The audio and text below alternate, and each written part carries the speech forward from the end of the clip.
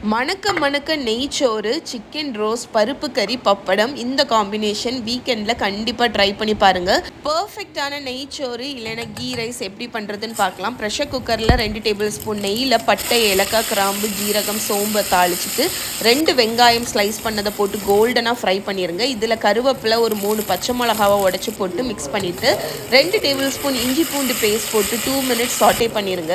இதில் ஒரு தக்காளியை பெருசாக கட் பண்ணி வச்சுருக்கேன், அதையும் போட்டு ஃபியூ செகண்ட்ஸ் சாட்டே பண்ணிவிட்டு 2 கப் பாஸ்மதி ரைஸ் ஊற வச்சுருக்கேன், அதை ஆட் பண்ணிக்கோங்க. 1 கப் பாஸ்மதி ரைஸ்க்கு 1.25 கப் தண்ணி, அதுதான் அளவு. ஸோ நீங்கள் 1 கப் தேங்காய் பால், அதுக்கப்புறம் 1.5 கப் தண்ணி ஆட் பண்ணிக்கலாம்.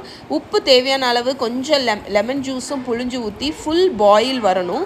வந்ததுக்கப்புறம் மூடி போட்டு ஒரு விசில் வச்சு ஆஃப் பண்ணிடுங்க. குக் ஆகிற டைமில் நான் பப்படம் பொரிச்சிட்டேன், அப்பளம் பொரிச்சு வச்சுருக்கேன். இப்போது ப்ரெஷர் கம்ப்ளீட்டாக ரிலீஸ் ஆனோன்னா 1 டேபிள் ஸ்பூன் நெய்யை மேலே ஊற்றி மெல்ல கிளறி விட்டிங்கன்னா உதுரான சூப்பரான நெய்ச்சோறு ரெடி. இந்த நெய்ச்சோரை நீங்கள் சிக்கன் ரோஸ்ட், பருப்பு கறி, பப்படம் கூட சர்வ் பண்ணிங்கன்னா அல்டிமேட்டாக இருக்கும்.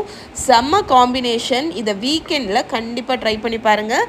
அண்ட் பருப்பு கறி, சிக்கன் ரோஸ்ட்டோட ரெசிபி ஆல்ரெடி நான் நம்மளோட யூடியூப் சேனலில் ஷேர் பண்ணியிருக்கேன், செக் பண்ணிக்கோங்க.